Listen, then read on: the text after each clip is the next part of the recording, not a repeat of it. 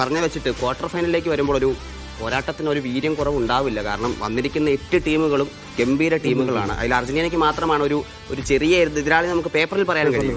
പക്ഷേ ഈ മൂന്നാം മത്സരത്തിലേക്ക് വരുമ്പോൾ ഇനി ഇംഗ്ലണ്ടും നോർവേയും തമ്മിലാണ്. അതിനകത്തും ഈ പറയുന്ന പോലെ പിന്നെ നോർവേ ഒരു പുതിയ ടീമാണ്. കാരണം അവർ ആദ്യമായിട്ടാണ് ക്വാർട്ടർ ഫൈനൽ കളിക്കുന്നത്. അപ്പോൾ അതിൻ്റെതായ ബുദ്ധിമുട്ടുകളൊക്കെ അവർക്ക് ഉണ്ടാകും. പക്ഷേ അവർ ബ്രസീലിനെ തോൽപ്പിച്ചിട്ട് മുന്നോട്ട് വരുന്ന ടീമാണ്.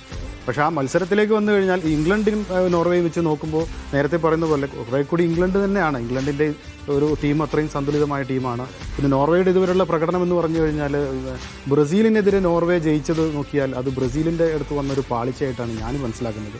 ബ്രസീലിന് തന്നെ ഹാലൻഡിനെ പിടിച്ചുകെട്ടുക അത്ര എളുപ്പമല്ല എന്ന് പറയാമെങ്കിൽ എളുപ്പമാണെന്നാണ് എൻ്റെ ഒരു നിഗമനം. അത് കൃത്യമായിട്ട് അത് നമ്മൾ ഇനി ബ്രസീൽ അത് കൃത്യമായിട്ട് നോക്കിയില്ല എന്നുള്ളത് കൊണ്ടാണ് അവർ പരാജയപ്പെട്ടു പോകേണ്ട സാധ്യത.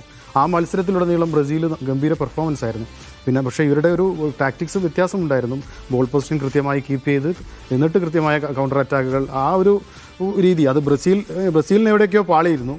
പക്ഷേ ഇംഗ്ലണ്ടിന് അങ്ങനെ അത് കൃത്യമായിട്ട് നോക്കി. മാത്രമല്ല ഒരു യൂറോപ്യൻ ടീമിൻ്റെ ഒരു പിന്നെ ആധിപത്യം കൂടി ഈ ഇംഗ്ലണ്ടിന് ഈ മത്സരത്തിലുണ്ടാകും. കാരണം അവർക്ക് കളിച്ച് പരിചയമുണ്ട്.